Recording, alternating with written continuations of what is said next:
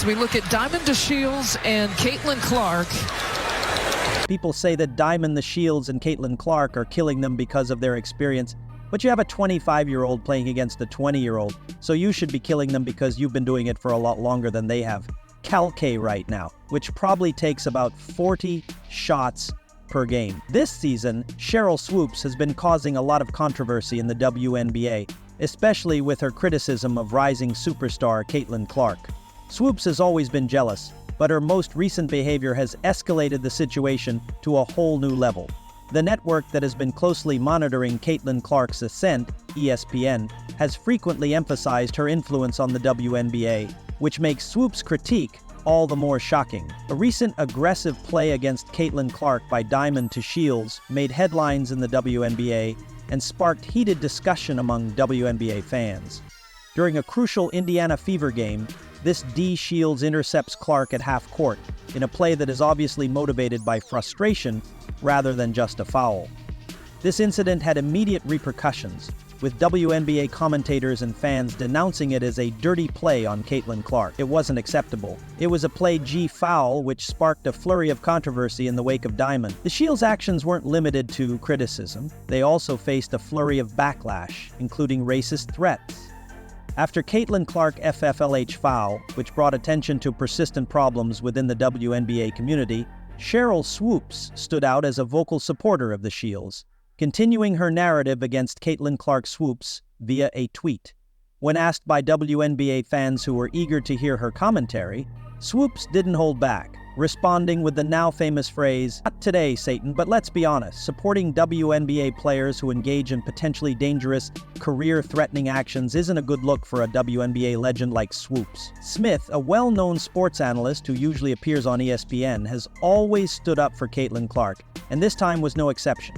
Smith was quick to criticize Sheryl Swoopes for her unjustified and prejudiced attacks on Clark. Respectfully, no, C, no Kate, CL, Sheryl. Do you know how that makes you look? Do you know how it contributes to any criticism of Caitlin, CL? The Caitlin Clark effect is a genuine phenomena in women's basketball that is pushing WNBA attendance and viewership to all-time highs. Every time Caitlin Clark takes the court, she redefines the game, breaking WNBA records and raising the bar for women's sports. However, Caitlin's actions seem to reflect the difficulties that come with being a trailblazer like Caitlin Clark. The tension between Caitlin Clark and Sheryl Swoopes dates back to Clark's college basketball days, when Swoopes openly questioned whether Clark's skills would translate to the WNBA, even implying that Angel Reese's game was more suited for professional play. Swoopes confidently predicted that Clark wouldn't dominate the WNBA right away, saying, "No, it's not going to be that easy, so will Caitlin Clark be a good pro?" It is highly unlikely that Caitlin Clark will enter the WNBA and continue doing what she is doing at this moment. Okay, but as we've seen, Caitlin Clark has exceeded all expectations, proving her doubters wrong at every turn. But Swoopes didn't stop at questioning Clark's abilities. She also criticized Clark's NCAA scoring record, dismissing it as a result of volume shooting rather than skill. Going to break a record, to me, if it's legitimate, you have to break that record in the same amount of time that that player set it. So if Kelsey Plum set that record in 4 years, well, Caitlin should have broke that record in 4 years. But because there's a CO year, and then there's another year, you know what I mean? So she's already had an extra year to break that record. So is it truly a broken record? Yeah, that'll go in the record books as Caitlin Clark is the all-time whatever it is. I don't even know what the number is. So, but that's the way it'll be, and I don't think it should be. However, Swoopes got several key facts wrong. She claimed that Caitlin Clark took advantage of an extra year of eligibility due to COVID-19, playing 5 years of college basketball. In reality, Clark played the standard 4 years, just like Kelsey Plum, the previous record holder. What's more, Caitlin broke the record in fewer games, showing that it wasn't just about taking more shots, but making them count. Additionally, and perhaps most obviously, Swoopes overstated when he claimed that Caitlin Clark takes 40 shots every game, when in reality her average is closer to 19 shots per game. Many WNBA fans and analysts have questioned whether Swoopes' criticism is based on facts or personal bias, because Swoopes claims that Caitlin is 25 years old, when she is actually only 22. How much more experience that gives you over other players coming in, right? People say, dang, he or she's killing them, but you have a 25-year-old playing against a 20-year-old, so you should be killing them because you've been doing it for a lot longer than they have. Clark currently takes about 40 shots per game. Instead of encouraging the next generation of WNBA players, Sheryl Swoopes ignores the monumental impact Caitlin Clark is having on women's basketball and the WNBA overall. She is drawing more attention to the WNBA than ever before, inspiring a new generation of young female athletes and attracting a wider audience to the league. Supporting Caitlin Clark means promoting the development and advancement of women's basketball in spite of the criticism, even though Swoopes appears determined to undermine their success. This is about the WNBA's future, not just about Caitlin, end quote. Sheryl Swoopes eventually apologized, but many people didn't think it was real. She made the defensive remark that black people can't be racist, which didn't help the situation. I'm going to say this, and then I want this conversation to end so that people won't come to me and accuse me of racism because I made those remarks. After all, black people can't be racist. Caitlin Clark's accomplishments are rewriting the WNBA record books, as she continues to break records in her rookie season, solidifying her place in the league's history. She is the youngest player to achieve consecutive double-doubles in points and assists, and she holds the WNBA single-game assist record. However, Sheryl Swoopes appears determined to ignore these accomplishments. People are paying attention as it becomes apparent that this is more than just a case of casual criticism. It's beginning to take on the appearance of a personal vendetta. The media has a massive story to tell, of which you definitely have the detail. Even Smith, who is well known for his strong opinions on ESPN, was unable to remain silent and publicly chastised Swoopes for her obvious bias toward Clark. Even though Clark and FIFA presently top the WNBA in average game attendance and per-game TV viewing, there appears to be some animosity toward Clark throughout the league.